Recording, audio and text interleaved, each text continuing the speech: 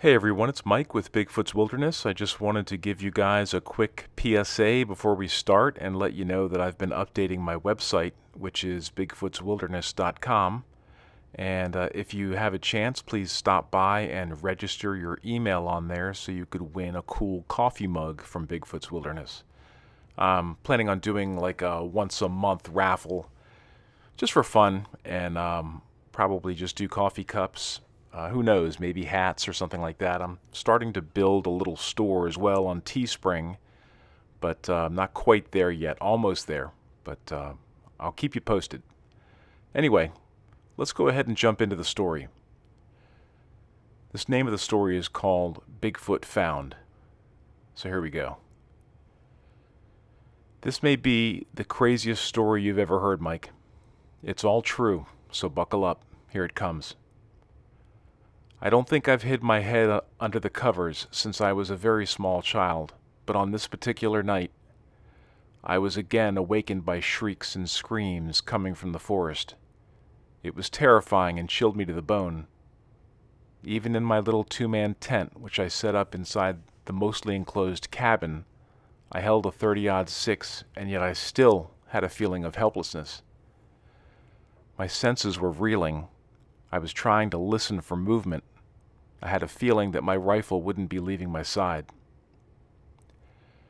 I'd been a carpenter's apprentice for a few years, and thankfully my apprenticeship had reached the end.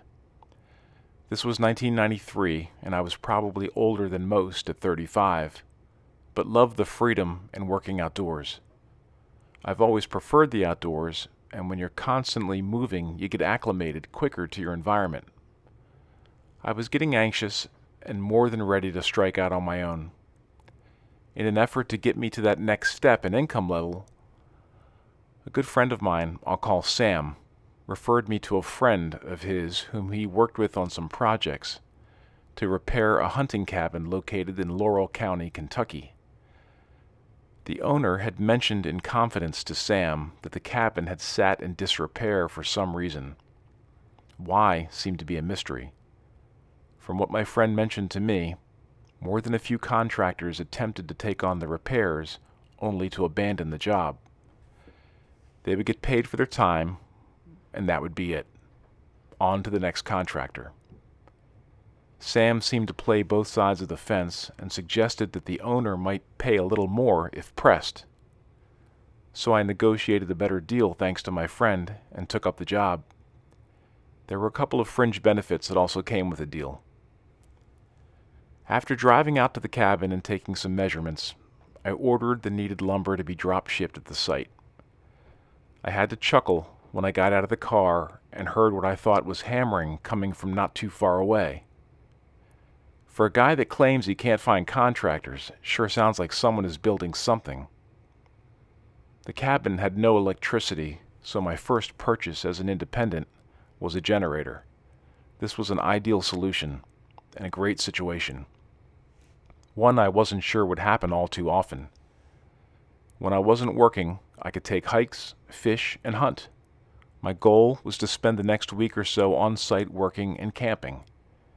As I drove away from the cabin, I thought I'd look around and see if I could locate where that hammering might be coming from. There were no other paths or driveways that I could find. I was actually going to attempt to drive off-road past the cabin, but the woods were just too thick. Would have been a foolish move for myself, especially if I got stuck. A few days later, I arrived in the early morning with my tools and gear, ready to start the day. As I smoked my cigarette and inspected the outside, I was puzzled at how the wooden boards broke. It almost looked like something had split them. I couldn't detect what could have done it. Nothing sharp, that is. Must have been something blunt. I just shrugged my shoulders and began to pry off the old wood siding. As I banged with hammer and on occasion using my nail gun, off in the distance, on my side of the river and down a few hundred yards, the hammering began again. A couple of whacks, and then a pause, and then a couple more. Where's that coming from? I decided to take a break and just walk to the sounds. Now this is where everything got really weird. I know that I walked directly towards the sound of the hammering, and as I approached the hammering, it moved. It moved. It was suddenly to my right and another 100 feet ahead of me. So I walked to it, and it moved again. Now I'm looking to my left, right, and now behind me. No more hammering. But then the sound of what had to be the world's largest crow cawing at me. It was deep and coming from the ground, not from up in the trees where you'd expect it to be. When I walked off to investigate, all I had in my hand was a hammer of my own. I was just curious. I didn't expect things to get complicated. I picked up my hammer and started pounding on the tree next to me. "Do you like that? If you want some more and a little extra, come on up to the cabin. I've also got a nice rifle too, in case you were wondering. Don't mess with me." I got my bearings and walked back to the cabin. I remember muttering under my breath, "Damn kids." But I had no proof, just a hunch. I took the rest of the day off. I suddenly didn't feel like hammering any more nails. I went to my cooler, got a beer, grabbed my fishing rod and gear, and walked down to the river. Fishing was nice but slow, although I did manage to catch a striped bass, which was also big enough to cook up for a late lunch. I didn't hear any other noises that afternoon or evening. I slept well that night, but soon after waking up I noticed that my tools were scattered all around the landing, and some were even in the tall grass. I swore up and down for a few minutes as I retrieved them, and could only blame myself for not being more organized. Damn kids. That's all I could think of. Nothing was missing. The following day, I received a phone call. It was my friend Sam. I had an old 3-watt bag phone that seemed to work just about anywhere. He had news and told me that the owner of the hunting cabin was considering building more cabins, provided I met his expectations on the existing cabin. "Are you interested? This could keep you busy for the next 9 months to a year." Of course I agreed. This was a great opportunity, although there would be a team of contractors and I could quite possibly be the point person, which means more money. "Thank you, Sam. I really appreciate you." It was a quick conversation. I was feeling pretty good, and after I wrapped up work, there was still plenty of light and I decided to go hunting. All I had to do was walk out to the woods. I had a few different methods for stalking game, but none of that worked since I didn't see any wildlife larger than a squirrel.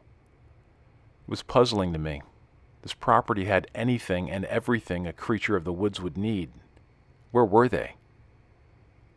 On the way back, I walked the shore of the river just to enjoy the river's scenery, until I heard something talking ahead of me. Okay, now we're getting somewhere. I'm about to walk up on these kids splashing and playing in the water and catch them. I'll enjoy having a few words with them too, maybe scare them off. The closer I got, I couldn't say it was talking, at least nothing I could recognize. As I cut across and through some of the trees to come up on the unsuspecting kids by the water, something else was there. I almost thought bear, but it was holding something small and splashing around the water. So many things run through your mind. A guy in a gorilla costume? A hoax? A weird bear-like animal?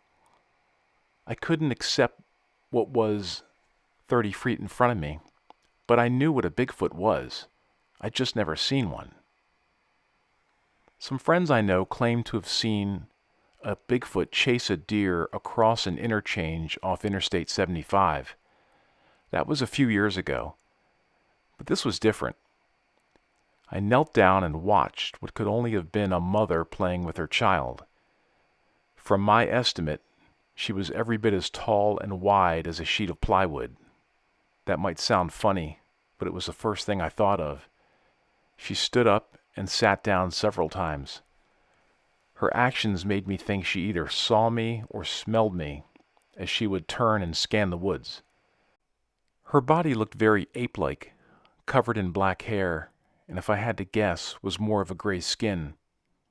It made it hard to see detail in her face, but I thought looked more human, especially since her nose was concave. Her features were so large, her hands, her limbs, her torso, even what I could see of her face, almost elongated. Her head had to be 3 times the size of mine, and she was just plain ugly. The little one almost looked like an ape with darker features. I don't know if I'd go as far as to say cute. It seemed oblivious to its surroundings. I was close enough to notice that she seemed nervous, and I was almost positive she caught a sideways glance of me as I was sporadically peeking out from behind a tree. She probably caught a whiff of my cigarette, too. The longer I stayed, the worse I saw this situation becoming. Kind of like getting too close to a bear cub and its mama being just steps behind. And I was right. Just as I started to move away, I heard more hammering off in the distance. Time to go.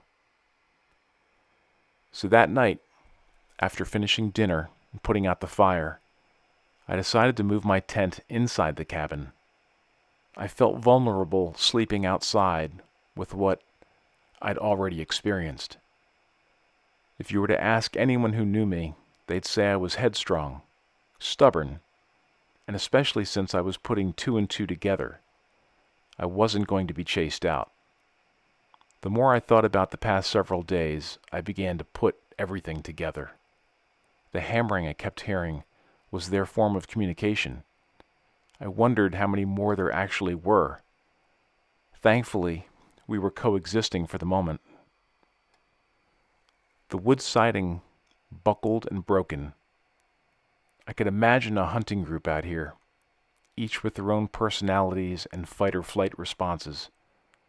I began to wonder if all those repairers, if anyone would be safe out here. I had about 2 days of work left, including reinforcing and patching portions of the roof.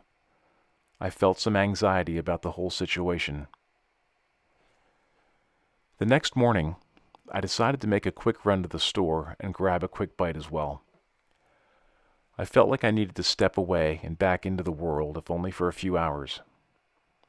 Returning later and unlocking the cabin door, I went to put some groceries and ice in the cooler, but it was gone. How? I locked the roof. It came in through the damaged roof. I know they don't want me here, but I've got to finish this job. I knew I could make it on bread, crackers, and some snacks. If our forefathers could do it with hardtack, I could last 2 more days. That night, I don't think I've hid my head under the covers since I was a little guy, but I can only describe the noises I heard as terrifying. Shrill screams and shrieks from the forest. At one point, I could have sworn I heard a tree fall. One noise I was familiar with was the sound of a deer screaming. For those of you who've never heard it, be thankful. You don't want to. It was a sleepless night, as it seemed that the Bigfoot were showing me what they were capable of. I cradled that 30-06, but I didn't want to use it, because it would be the last thing I would ever do. They were so big and massive, I believed they'd tear me apart. In the morning, after about 2 hours of sleep, I was working on pure adrenaline to try and finish the roof. I tried my best to work inside the cabin. I worked all day and night, occasionally stopping for breaks and such. But by 11 o'clock that night, I was done. One last night. The fact that I was utterly exhausted gave me some much-needed sleep, but in the early morning hours, something was testing my craftsmanship. When I went to town, I bought a heavy-duty deadbolt used for higher security on the only door in and out of that place. Hopefully, the door itself would hold up. Something 4 feet wide and 8 feet tall had to weigh 500 plus pounds, maybe even more, and I'm just thinking about the female I saw. I shudder to think how the father to that one might be. Several times throughout the night, aside from the noises, objects were now being thrown at the cabin. It sounded like rocks, but one in particular was bigger than the rest. It sounded heavy but hollow. The rest of the night, I stayed awake, smoked my cigarettes, and wedged myself into a corner of the room that faced the door, my rifle across my lap. I felt the sun rise, and after another hour, I finally opened the door. Next to the steps was my cooler, twisted like a pretzel.